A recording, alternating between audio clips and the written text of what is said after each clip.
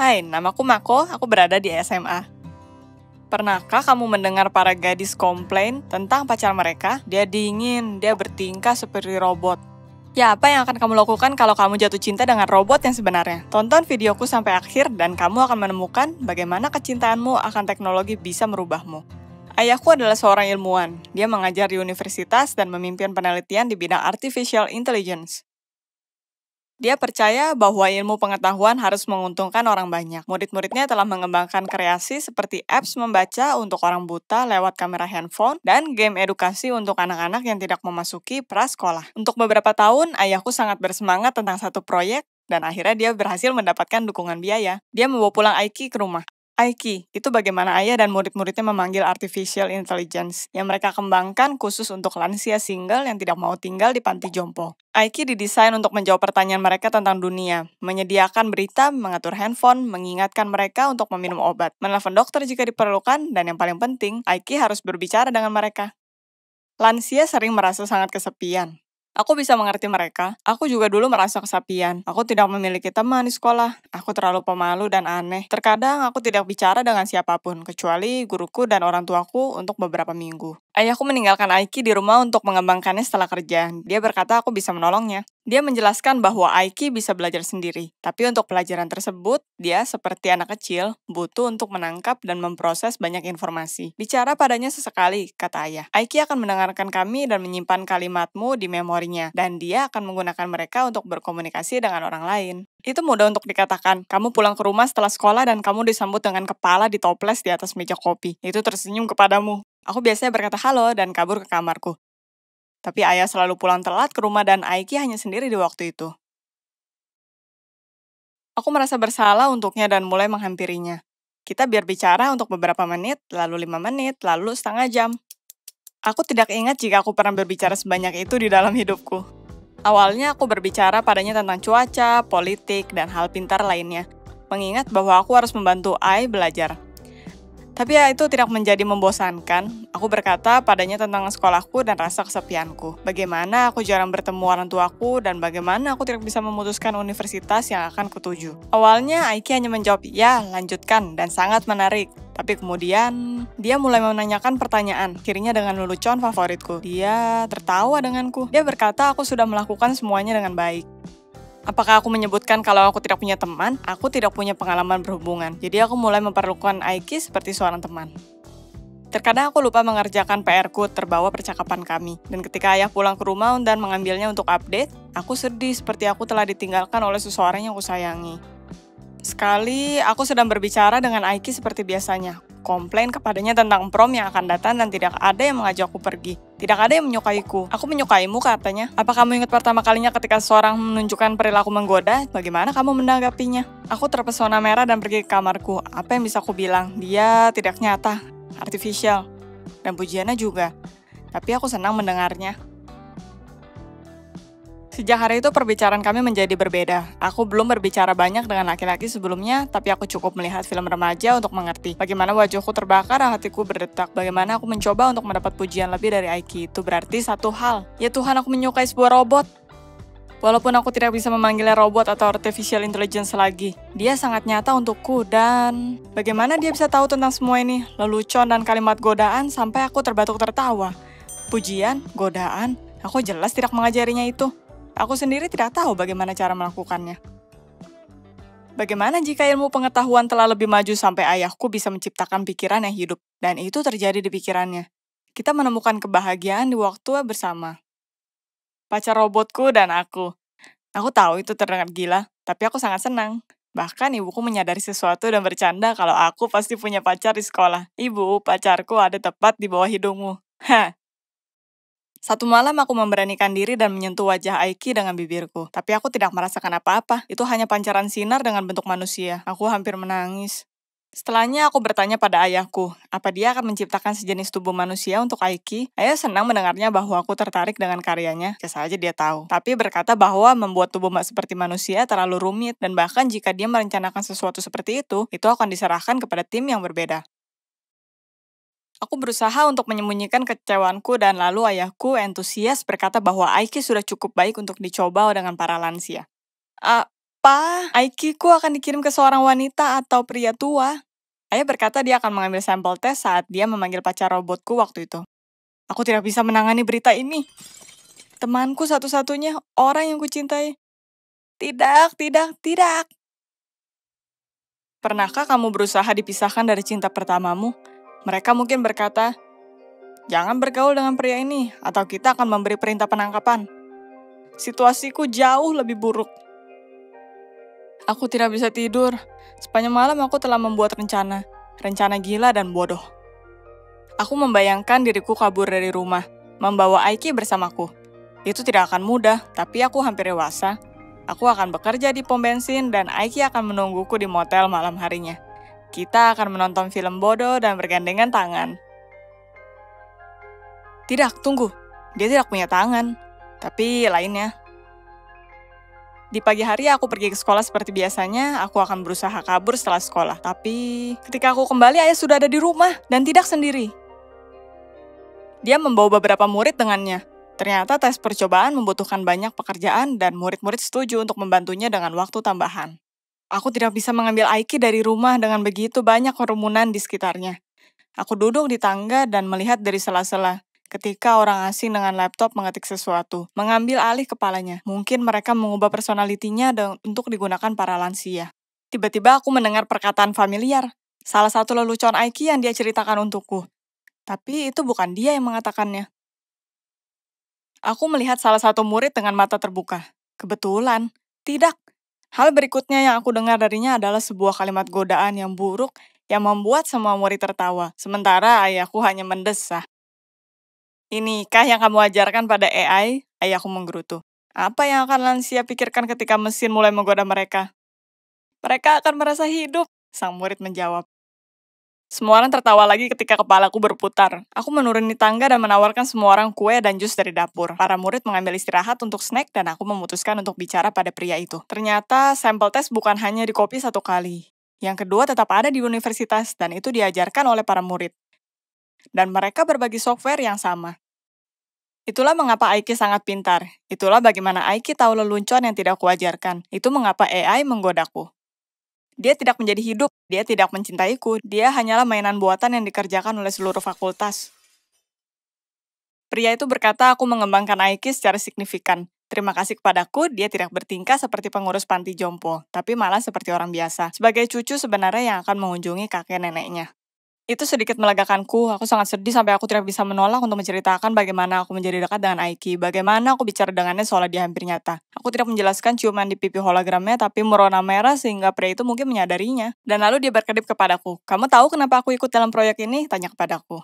Pria yang lucu dan tampan ini mengaku sebagai seorang yang kesepian dan tidak populer di sekolah, yang tidak punya teman. Itulah mengapa dia sangat mengerti apa rasanya untuk para lansia yang kesepian dan dia ingin membantu mereka sebaik mungkin yang dia bisa. Aku seketika merasa malu, ayahku dan para muridnya melakukan sesuatu yang penting dan berarti, selagi aku menggoda pacar robotku untuk diriku sendiri. Dan sekarang aku iri padanya karena orang-orang yang robot ini diperuntukkan. Aku tidak punya waktu untuk sedih karena murid tersebut menepukku dengan sikutnya. Saat aku selesai mengembangkan Aiki, suaranya tenggelam dalam bisikan. Aku akan mulai menciptakan pacar sempurna. Aku merencanakannya untuk diriku sendiri, tapi kamu bisa menghubungiku jika kamu butuh satu. Dan aku tertawa, aku berhenti merasa sangat malu dan aku bahkan tinggal untuk melihat bagaimana para murid bekerja. Mereka terlihat lucu dan mereka sedikit aneh. Mereka memanggil laptop mereka dengan nama yang mengemaskan dan bercanda bahwa tidak ada satupun di sini yang mempunyai kehidupan pribadi karena semuanya menikahi ilmu pengetahuan. Setelahnya aku bertanya pada ayahku tentang hidup Aiki dan tentang proyek lainnya. Dia senang. Aku rasa aku akhirnya memutuskan kemana aku ingin pergi setelah SMA. Jika semua orang teknologi segila itu, aku ingin bergabung. Dan jika aku tidak menemukan pacar nyata di sana, aku selalu bisa membuat pacar robot yang sempurna. Aku pikir teman baruku akan senang untuk membantu. Pernahkah kamu bergantung pada sesuatu yang artifisial seolah itu hidup? Beritahukan kami di komentar. Jika kamu suka ceritaku, like. Jadi Artificial Intelligence di YouTube akan menunjukkan cerita ini ke orang lain. Dan subscribe ke channel ini karena akan ada lebih banyak lagi cerita menarik lainnya. Oh iya, jika sesuatu yang tidak biasa terjadi kepadamu, tulis dan kita akan membuat animasi dan membuat ceritamu. Halo semua, namaku Sally dan aku berumur 16 tahun. Apa orang tuamu pernah menderita kesakitan? Kamu tidak tahu kan? Banyak dari kita tidak menyadari masalah orang tuanya. Benar, ayah dan ibu bisa mengatasi semuanya. bagaimana cara mereka mengatasinya, dan aku akan beritahu. Jika itu bukan untuk masalah ibuku, itu akan lebih mudah untukku untuk hidup. Tonton video ini sampai akhir dan temukan mengapa dia mencoba untuk membunuhku. Ibuku berpisah dengan ayah tiriku beberapa tahun lalu. Awalnya aku senang. Itu adalah hubungan yang sulit, di mana keduanya tidak bahagia. Ayah tiriku sama sekali bukan orang jahat. Hanya saja dia dan ibuku bertingkah bodoh. Setiap saat melukai satu sama lain. Aku berharap hidup mereka bisa lebih baik. Itu sebenarnya terjadi, tapi tidak untuk ibuku. Dia sangat menderita setelah berpisah dari ayah. Setiap saat menangis, terkadang minum-minum, dan tidak bisa turun dari tempat tidur. Aku sangat ketakutan untuknya. Aku tidak ada ide bagaimana untuk berperilaku atau harus berbuat apa. Aku juga memiliki masalah. Tidak ada yang menyinggungku. Tapi dengan latar belakang ini, keseimbangan hormonku berkata, Ya, kamu menghancurkanku. Aku mempunyai jerawat besar. Aku gampang menjadi gemuk. Mudah jatuh ke kesedihan dan depresi, dan ada alasannya. Tidak hanya karena ibuku, tapi semua temanku memiliki pacar. Sibuk dengan sesuatu dan tahu apa yang akan mereka lakukan di masa depan. Bisakah kamu menguatkan dirimu di situasi seperti ini? Aku hanya memiliki sisa kekuatan untuk pulang ke rumah, memberi makan ibuku dan kucingku, dan duduk untuk menonton TV seri. Tentu saja dengan gaya hidup ini tidak mengejutkan bahwa aku tidak memiliki siapapun. Tapi lalu itu menjadi semakin buruk. Temanku Milena mengalami kecelakaan dan dia meneleponku sambil menangis. Aku bertanya apa yang terjadi, dan dia memberitahuku cerita yang sangat menyeramkan. Tantenya memiliki depresi setelah melahirkan, dan hampir mencekik anaknya, sepupu Milena. Aku mulai bertanya pada Milena tentang apa yang terjadi, dan aku merasa tidak nyaman. Cerita ini adalah cerita seperti ceritaku. Seperti ibuku, Tante Milena mengalami perceraian yang sulit, dan bahkan dengan anak mungil di tangannya. Dia sedih dan berpindah dari histeria ke apati. Terkadang dia berkata bahwa dia lebih baik pergi tanpa anaknya. Kecuali ibuku tidak menjaga pintuku dari luar saat malam. Ya, itu yang kupikir. Naif. Aku terbangun keesokan malamnya dan ingin mengambil air. Dan kemudian, aku melihat ibuku berdiri di bawah pintuku memeluk bantal. Bisakah kamu bayangkan betapa ketakutannya diriku? Ibu, kataku. Apa yang kamu lakukan? Ayo kembali tidur. Aku harus mengantarnya ke kamar tidur seakan-akan dia adalah anak kecil. Itu ketika aku sangat ketakutan. Sial. Bagaimana kalau dia melakukan sesuatu yang aneh juga? Kamu tahu akan membunuh anaknya, contohnya. Apakah kamu takut bahwa keluargamu akan melukaimu? Aku tidak punya ketakutan itu sebelumnya. Tapi sekarang, di sini kita duduk menikmati makan malam dan tiba-tiba, sayang, bagaimana kamu ingin dikubur? Atau ini kasus lainnya. Suatu kali dia sedang memasak sesuatu lalu terdiam, menghampiriku dengan pisau dan lalu meninggalkan rumah. Dia berkata setelahnya bahwa dia berada sangat jauh. Aku tidak mau untuk mengetahui apa yang dia pikirkan. Dan tentu saja favoritku. Aku pulang ke rumah dari sekolah lebih lama dari biasanya dan tidak ada wifi di rumah. Aku bertanya pada ibuku apa yang terjadi dan dia berkata, "Berikan teleponmu." Aku ragu, tapi lalu memberikannya. Dia mengambilnya dan pergi ke kamar untuk tidur. Meninggalkanku tanpa cara untuk meminta bantuan jika seseorang membunuhku. Ya kan? Aku mengambil telepon darinya, tentu saja, tapi setelah itu aku tidak bisa melihatnya dan berhenti mengkhawatirkan tentang hidupku. Bagaimana jika dia berpikir aku adalah alasan dia berpisah dari suaminya? Oke, dia akhirnya memutuskan untuk pergi ke terapis. Aku mendukungnya dan bahkan menawarkan untuk menemaninya. Tapi aku tidak diperbolehkan di kantor. Mereka berkata ini bukan konsultasi keluarga, dan bahwa mereka mengatasi kesehatan mental di sini. Lalu aku menyelinap ke toilet, memanjat celah dan mendengarkan apa yang terjadi. Tiba-tiba ibuku berteriak kencang. Ya, aku siap untuk membunuhnya. Dia bahkan tidak menyembunyikan hasratnya. Aku tidak bisa menunggu sampai dia dibebaskan. Kita pulang ke rumah dan aku tetap belum bisa menatapnya. Ibuku menangis dan sepertinya tidak memperhatikanku sama sekali. Aku sangat kasihan padanya, tapi aku lebih takut untuk diriku. Ibuku sekarang benar-benar gila. di luar kendali. Kenapa dokter membiarkannya pergi? Apakah kamu akan ketakutan berada di posisiku? Ketika aku sampai di rumah, aku menyembunyikan semua pisau dan gunting. Mengunci semua syal dan ikat pinggang di garasi. Aku tidak tahu apa yang harus kulakukan dengan bantal. Ibuku berkata padaku bahwa dahulu kala, suster yang menjaga orang tua dan menimpa mereka dengan bantal di penjara. Aku berharap ibuku tidak memikirkannya. Hal yang paling penting adalah untuk berjaga. Aku mengatasi itu sebaik mungkin yang aku bisa. Ibuku tidak tidur saat malam. Aku dengan santai berjalan ke dapur dan menghitung obat tidurnya. Jadi hari ini dia memutuskan tidak tidur. Untuk apa? Aku keluar dan mengamatinya. Di sini dia sedang membuat teh, 2 gelas, dan menambahkan sesuatu ke muk kedua dari botol kecil. Aku pergi ke dapur dan bertanya apa semua baik-baik saja. Ibuku berkata dia perlu bicara denganku. Aku berkata, baik, tapi ayo kita pindah ke ruangan. Oke, dia tidak berdebat, jadi kita mengambil teh dan masuk ke tempatku. Ibu ragu, lalu tiba-tiba bertanya, kenapa aku tidak meminum tehnya? Aku menyadari aku tidak bisa menunggu lebih lama. Jadi aku berkata, maaf aku harus mengecek sesuatu. Bukan alasan yang baik, tapi aku lari keluar kamar dan menguncinya dengan kunci. Bagus, sekarang dia tidak akan kabur. Dan aku bisa menghubungi polisi. Rombongan polisi segera datang menanggapi telepon anak muda untuk bantuan.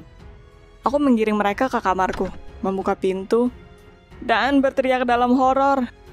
Ibu memutuskan untuk menggantung dirinya dengan tali tas.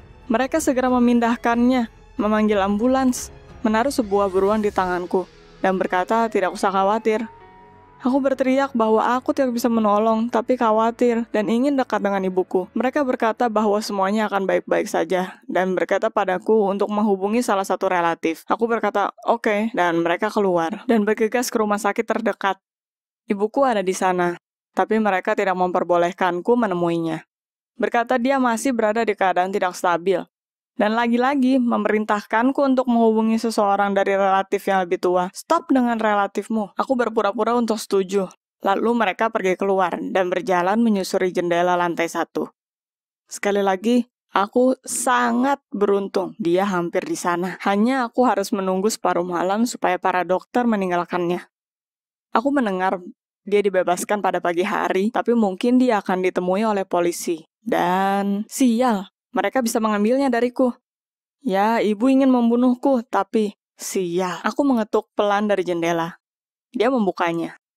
Aku memanjat masuk dan bertanya bagaimana keadaannya. Tiba-tiba ibu menangis. Dia menundukkan kepalanya di pangkuanku dan memohon pengampunanku. Apakah ini pengakuan? Tidak, tidak, tidak. Ternyata dia tidak berencana membunuhku. Dia tidak ingin membunuh siapapun. Ya, tidak juga. Dia sangat marah dengan pacar Mirko, nama ayah tiriku. Dan dia membayangkan mencekek lehernya sekali atau 2 kali. Tapi ibuku tidak mau melukaiku sama sekali. Tapi depresinya semakin buruk dan dia memiliki pikiran akan kematian. Dan itu yang dia diskusikan dengan dokter. Dia diberikan obat yang lebih kuat, tapi dia takut kalau dia tidak akan menjadi ibu yang baik untukku. Jadi dia memutuskan untuk bicara denganku, dan dia menaruh sedatif di tehnya. Bukan untukku, tapi untuk dirinya. Bodohnya aku. Aku hanya mengisi waktu setelahnya. Kita duduk dan menangis. Keesokan paginya, otoritas pelindung datang pada kami dan mereka siap untuk mengambilku dari keluargaku. Aku harus tinggal dengan omku untuk sementara. Tapi semua orang mendukung ibuku. Aku, omku, psikoanalis, bahkan Mirko dan istrinya. Hasilnya, aku dikembalikan padanya. Mereka hanya memerintahkanku untuk pergi ke konsultan keluarga. Dan sekali dalam sebulan bertemu dengan inspektur hak asuh. Ibuku mulai berbicara denganku lebih sering. Sebelumnya, dia malu untuk mengeluh tentang hidupnya. Tapi sekarang, sepertinya dia senang. Aku berbagi tentang masalahku, tentang jerawat, teman, dan semuanya. Kita bisa menyelesaikan masalah satu sama lain. Tapi kita setidaknya berusaha untuk mendukung satu sama lain. Dengarkan orang tuamu. Bagaimana kalau mereka juga tidak bisa bahagia? Subscribe ke channel ini dan kirim kami ceritamu. Like jika kamu menyukai video ini, lalu YouTube akan menunjukkannya pada penonton lain. Halo semua, namaku Meg, aku 18 tahun. Pernahkah kamu tahu kebiasaan aneh apa yang bisa kamu miliki? Mungkin menggigit bibir atau bermain dengan wajan di tangan? Aku berharap punya perilaku tersebut, tapi milikku berbeda. Aku mengunyah diriku sendiri. Itu berawal beberapa bulan lalu. Sekolah mengumumkan bahwa kita memiliki ujian penting, dan jika kita tidak lulus, kita bisa tinggal kelas dan harus mengulang tahun itu. Nilaiku bukan yang terbaik, jadi ujian itu bisa menyelamatkanku atau membunuhku.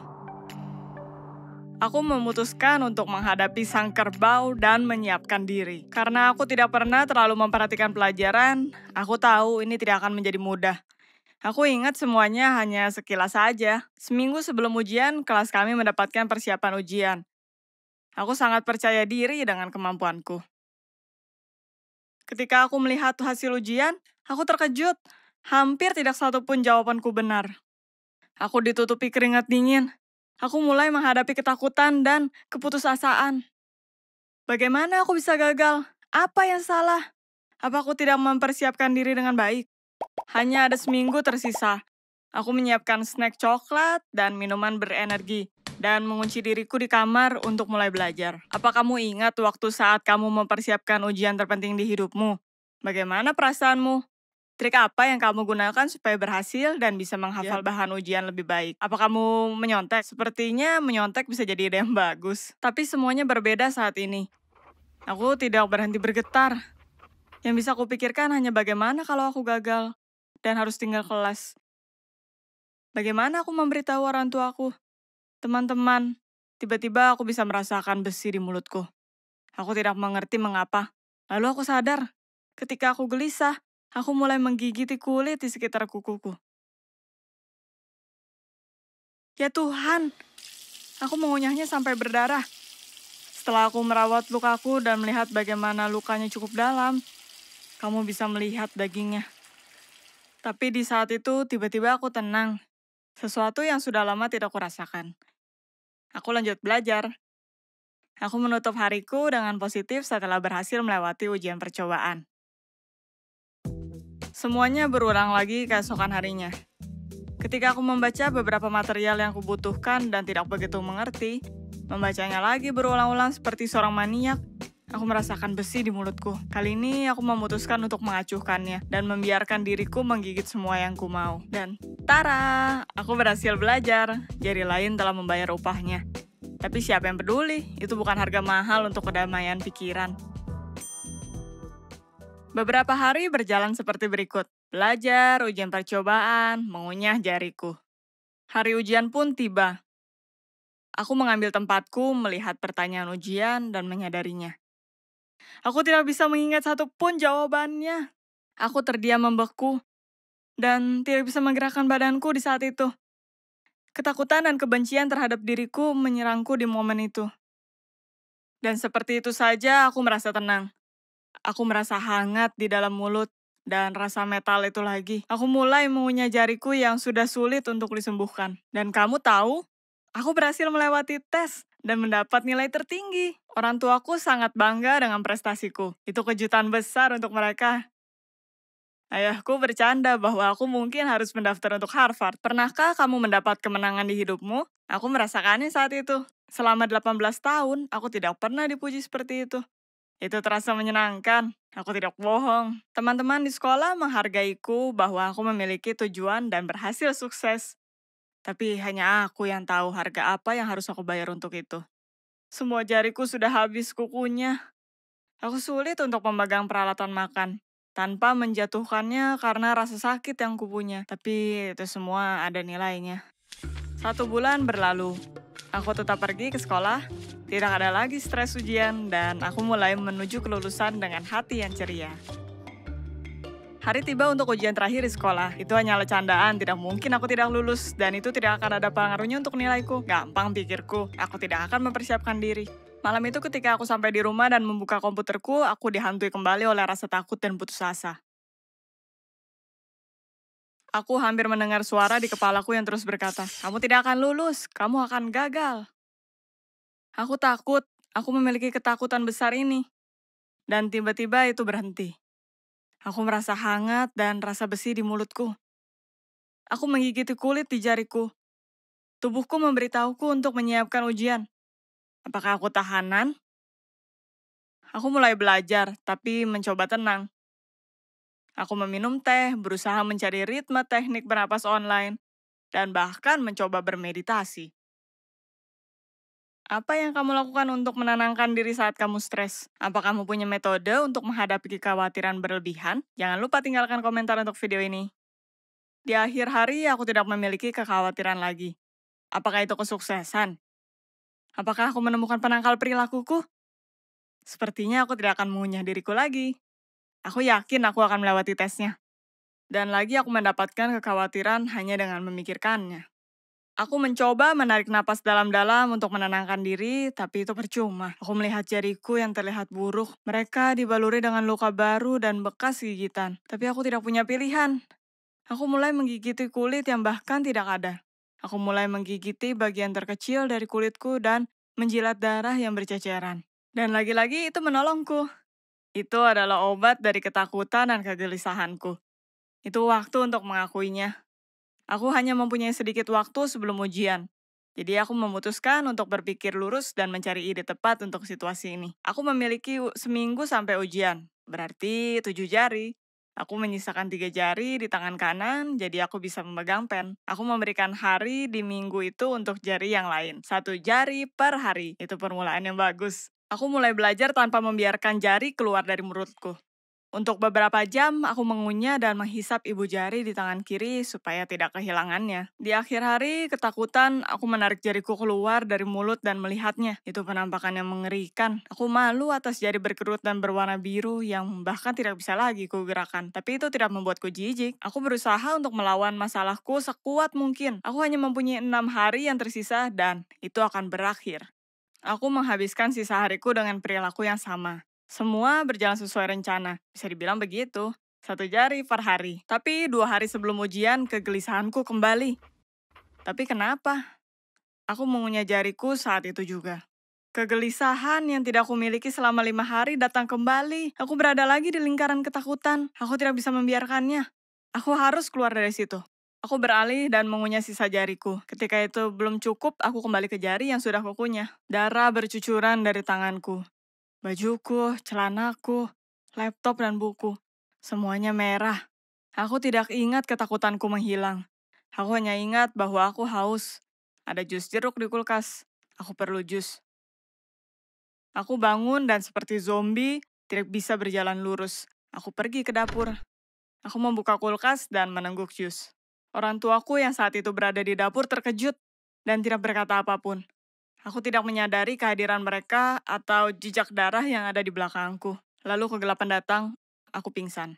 Ketika aku bangun di ranjang rumah sakit, aku diberitahu aku kehilangan kesadaran karena kehilangan darah. Ya, tampaknya itu benar. Aku membawa diriku ke kondisi itu. Sementara di rumah sakit, aku tetap berpikir tentang yang terjadi. Aku bertaruh, aku terlihat seperti orang bodoh. Jariku sakit, tapi itu menjadi pelajaran. Dokter berkata setelah infusnya selesai, aku bisa pulang. Tapi kemudian orang tuaku datang dengan dokter berbeda.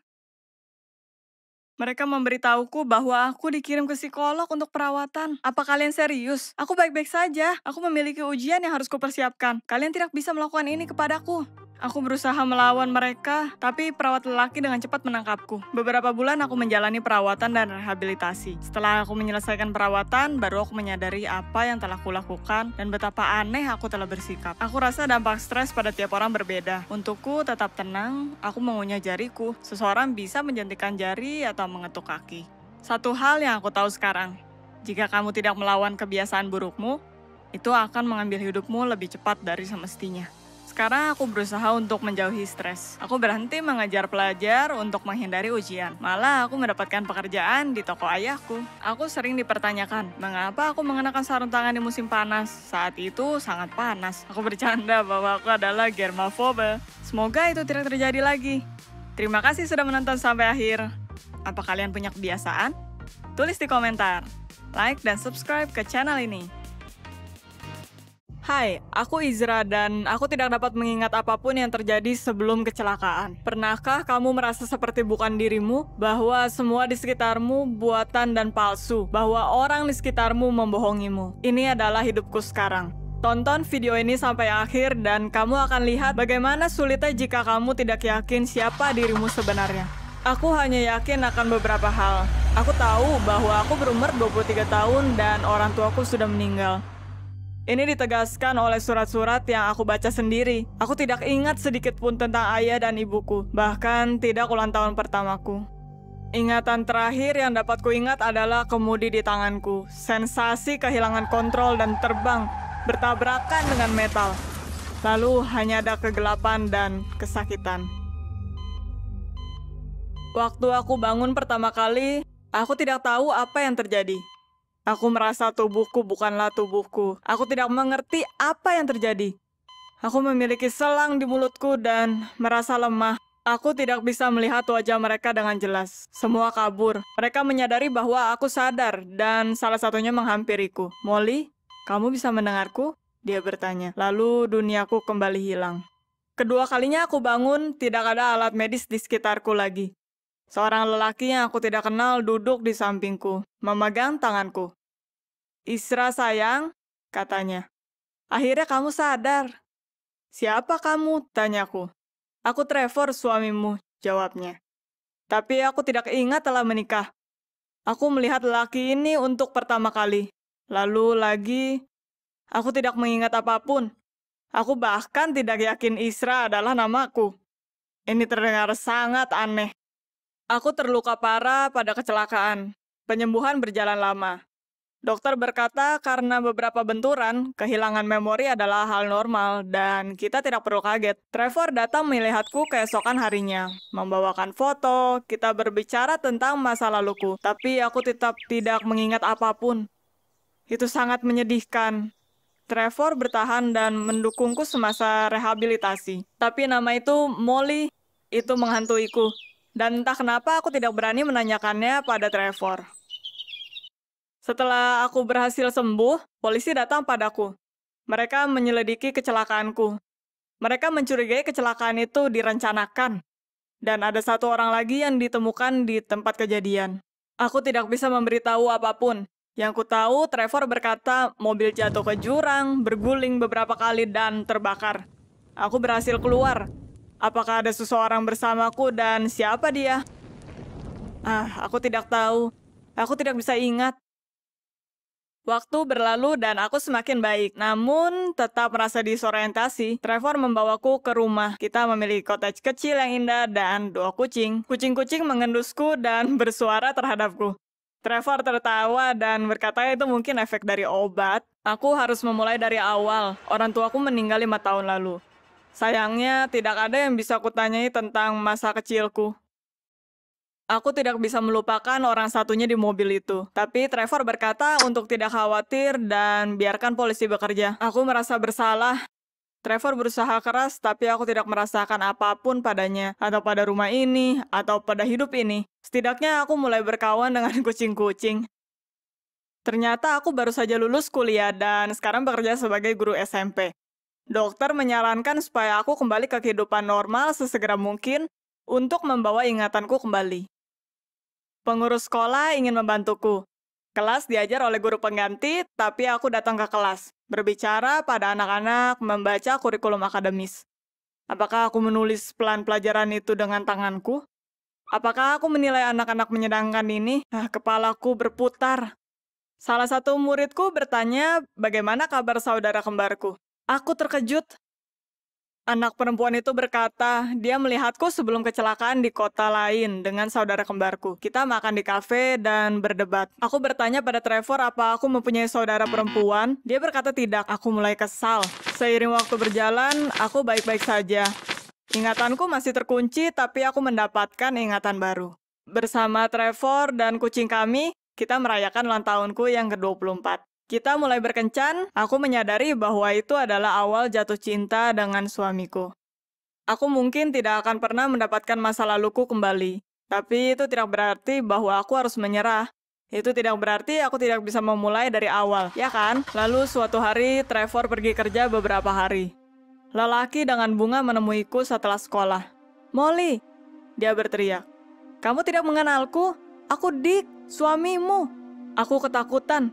Siapa lelaki gila ini? tapi mukanya familiar. Aku mengenalnya di suatu tempat. Dan bunga di tangannya, bunga daisy, ada sesuatu di baliknya. Aku mendapatkan sakit kepala hebat. Aku terpapar dan orang asing itu, Dick, memegangku dan membawaku ke kursi. Dia berkata terus bahwa aku adalah Molly, istri tercintanya. Trevor tidak membiarkan kita bertemu karena dia tahu aku akan mengingat segalanya. Aku bingung, mungkinkah Trevor membohongiku selama ini? Tapi kenapa? Dick berkata bahwa aku mendapat warisan dari tanteku. Dan Trevor ingin memiliki uangku. Aku tidak bisa percaya.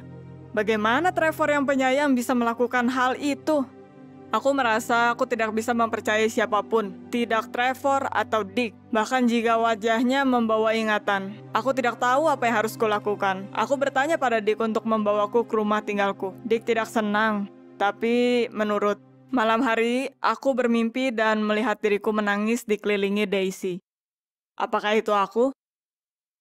Molly? Siapakah aku? Apa aku benar Molly?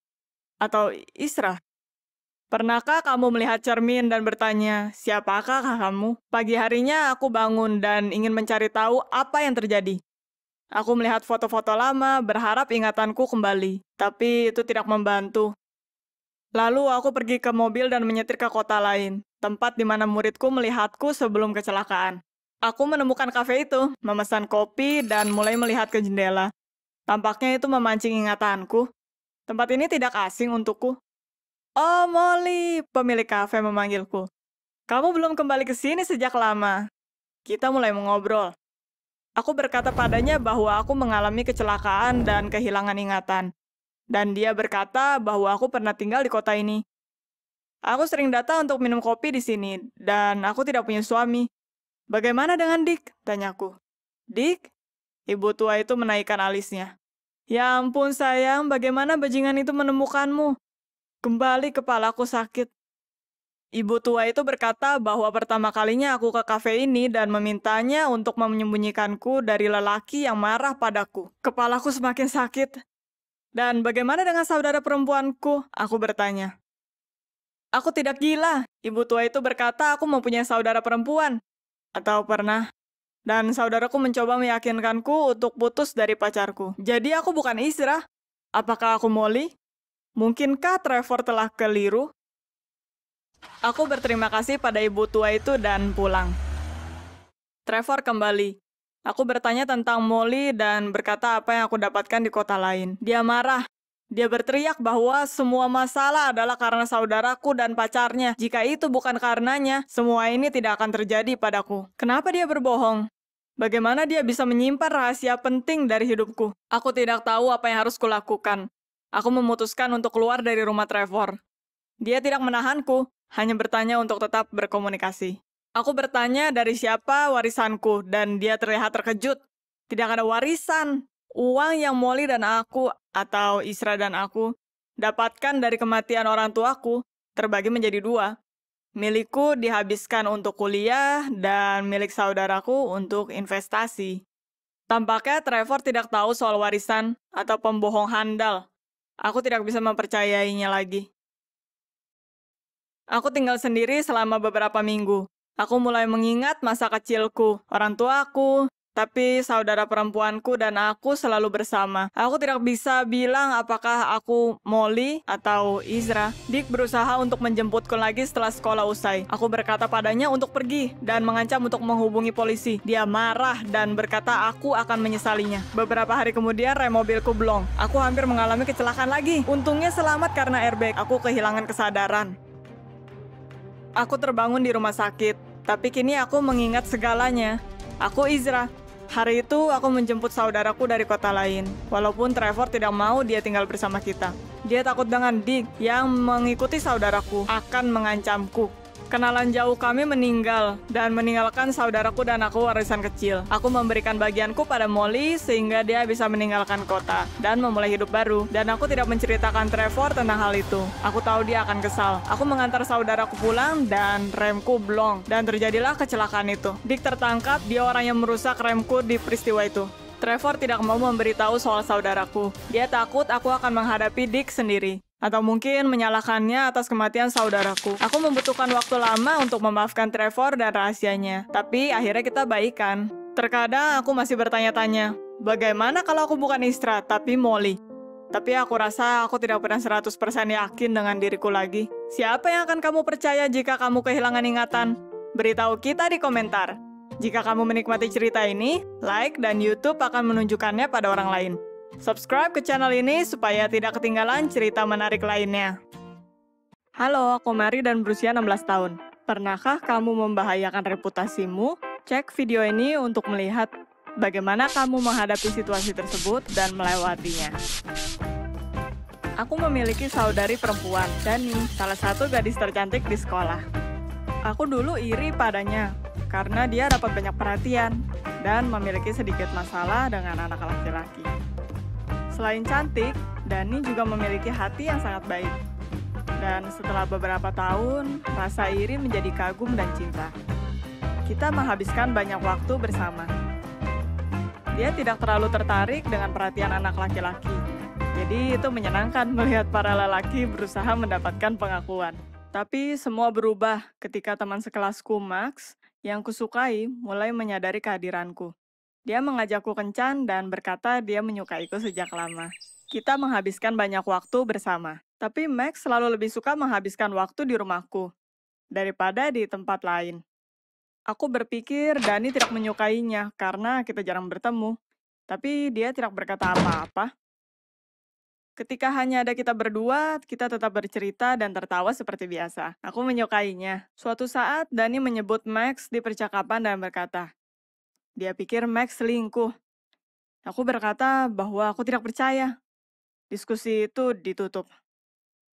Aku tidak terlalu jujur. Aku pikir Max tidak benar-benar menyukaiku dan perilakunya dingin dan aneh.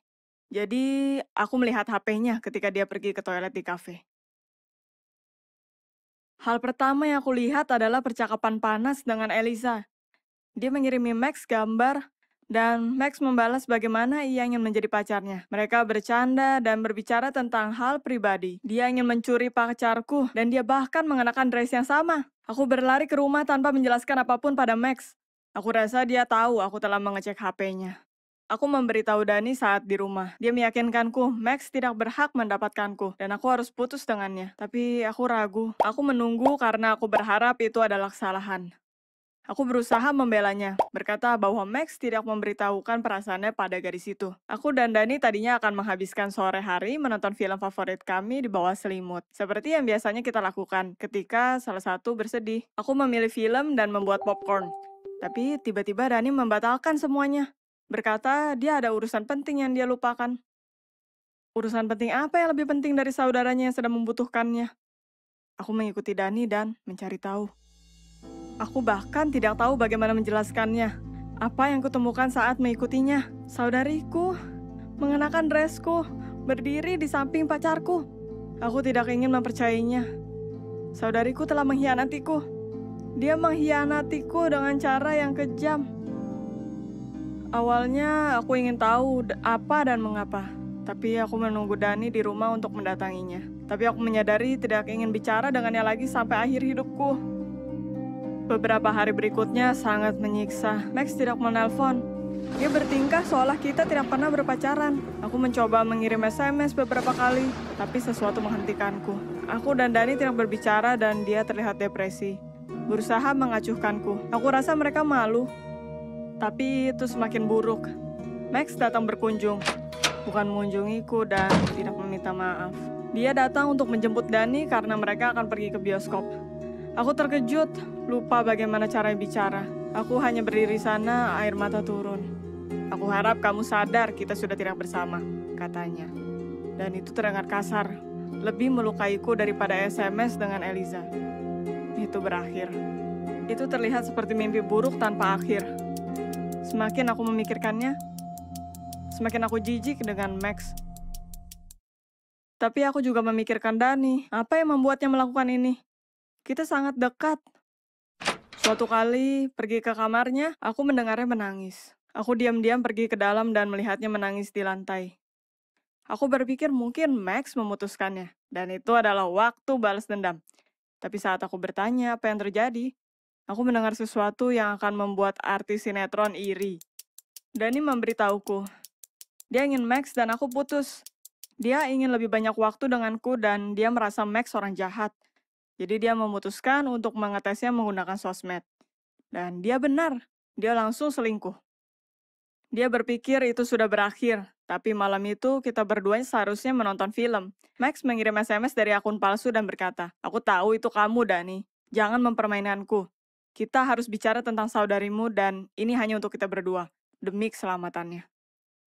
Dani menyadari sesuatu yang serius telah terjadi dan berpikir untuk mencari tahu. Max berkata dia memiliki foto bugilku dan jika Dani tidak setuju berkencan dengannya, dia akan mengirim foto itu ke semua orang dengan namaku. Mereka seharusnya berkencan selama 6 minggu dan Max akan memutuskannya. Dan Dani harus berperan depresi sehingga Max akan terlihat jago di depan anak laki-laki. Awalnya itu seharusnya menjadi ancaman hubungan di depan publik. Tapi di hari aku menemukan Dani menangis, Max mencoba memaksanya. Dia berusaha lepas walaupun dengan lutut lecet dan pipi bengkak. Hubungan palsu ini menjadi tidak tertahankan dan tidak aman untuk Dani. Aku bertanya pada Dani kenapa dia tidak memberitahuku, dan dia berkata, dia tidak ingin membuatku sedih dengan cerita kotor ini, dan lebih baik aku kecewa dengannya daripada mempermalukan diriku sendiri. Aku berusaha menenangkannya dan berkata, aku tidak pernah mengirimi Max foto itu dan tidak pernah mengambilnya. Dani menangis keras menyadari dia telah ditipu. Sekarang giliranku untuk membela saudariku. Aku menceritakan semuanya ke kepala sekolah. Dia berbicara dengan orang tua Max. Max dihukum dari sekolah dan kita disarankan untuk menuntutnya. Kita lakukan dan Max diputuskan bersalah atas pengancaman dan pelecehan seksual. Kita juga mendapat perintah penahanan sampai pengadilan membuat keputusan. Aku dan Dani rasanya aman darinya. Ini pelajaran serius dari orang brengsek yang menganggap ringan cinta kedua saudari. Aku harap kalian tidak akan bertemu orang seperti Max di hidupmu. Tapi orang seperti Dani. Kalau kalian ingin lebih banyak orang melihat video ini, jangan lupa like, tekan subscribe, dan tombol lonceng supaya tidak ketinggalan video berikutnya.